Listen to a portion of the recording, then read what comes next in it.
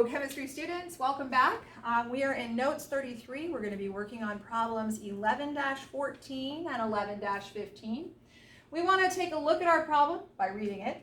168.4 grams of iron 3 bromide reacts with 45.60 grams of chlorine gas to produce bromine and iron 3 chloride. How much of the excess reactant remains afterwards? Okay, a couple of things here. Want to make sure that you recognize, look at what we have been given, right? This is one of the things that helps us even to identify that we have a limiting reactant problem. If you are given information about more than one of your reactants, you have to assume that one of them is going to run out first. Now, you're also helped by the question, how much of the excess reactant remains?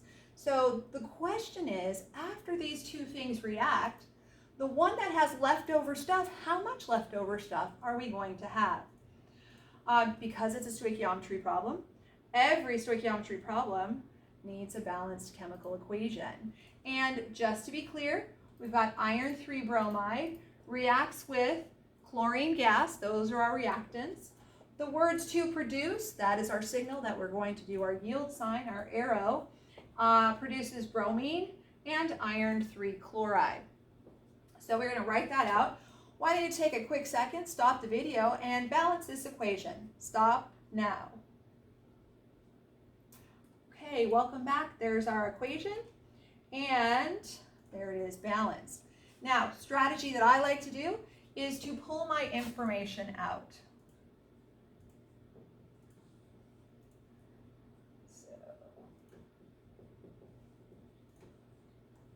And over here off to the side, I'm going to put the fact that I am looking for excess reactant.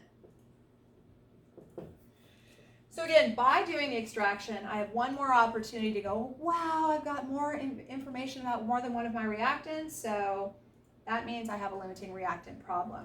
The only way I can use this ratio of 2 and 3 is if I'm in the unit moles. And again, we all remember that this has to be a mole ratio, so I have to convert these things to moles. All right, I'm going to go ahead and erase this because of the PowerPoint. All right, and I'm looking for excess reactant. So in order to do that, we're going to start with what was given. And we're going to take iron 3 bromide first.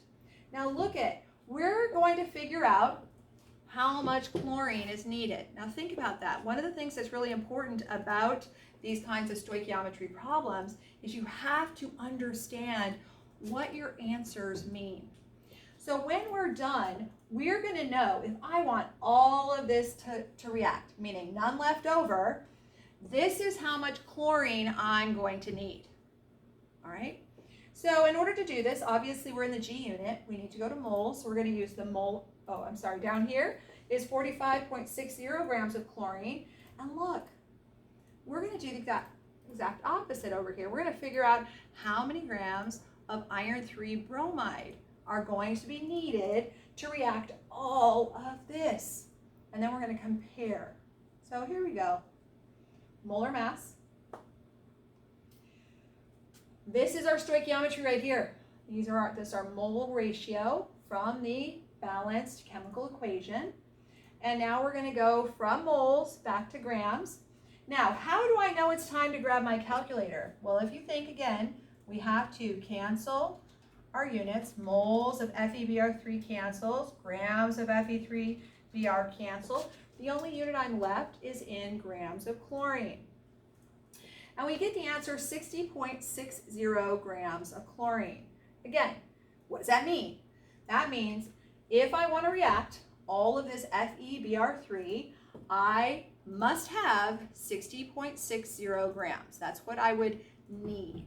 Now, the question is, how much is available? But let's go on and work this bottom problem first. So we have the molar mass going from grams to moles of chlorine. This is our stoichiometry. We are using our mole ratio from the balanced chemical equation, going back to grams using the molar mass of FeBr3, and getting an answer of 126.7 grams. So again, important that we know what this answer means. So if I want all of this to react, all of it gone, then I need 126.7 grams.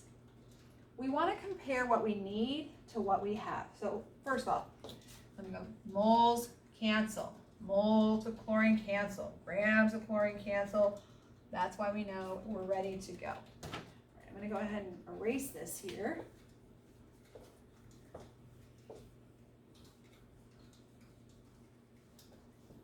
So remember, back up here, we said we have 168.4 grams. This is what we have available to us.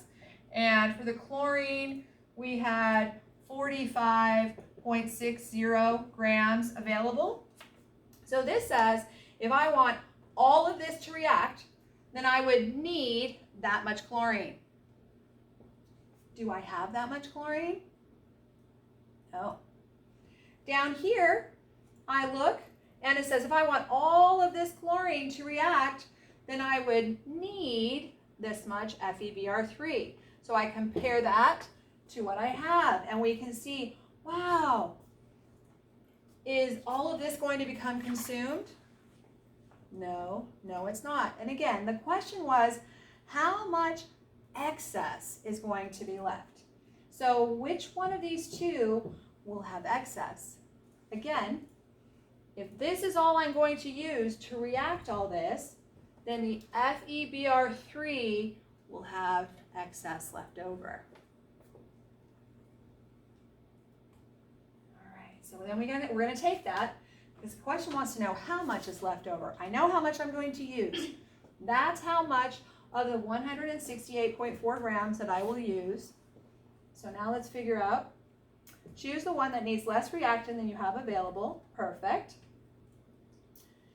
And then we're going to do subtraction. We're going to take our 168.4 grams of FeBr3 that we have or we started with. We're going to subtract the 126.7, which we need to react all of the chlorine gas. And the difference between the two is the excess reactant. Oops. So then that is our answer. And we would just box that out. All right, let's take a look at the next problem. One more. All right, let's take a look at 11-15. Those are practice problems. 11-15, we have 168.4 grams of iron 3 bromide reacts with 45.60 grams of chlorine. Gee, this problem seems similar. Chlorine gas produces bromine and iron 3 chloride. How much of the limiting reactant remains? How much of the limiting? What does it mean to be a limiting reactant? Well, let's just see. To answer this question, it's easy. We know by definition a limiting reactant is the one that runs out. It's the one that is consumed. So let's just see. By definition, is there any? Never, ever will there be any limiting reactant left over.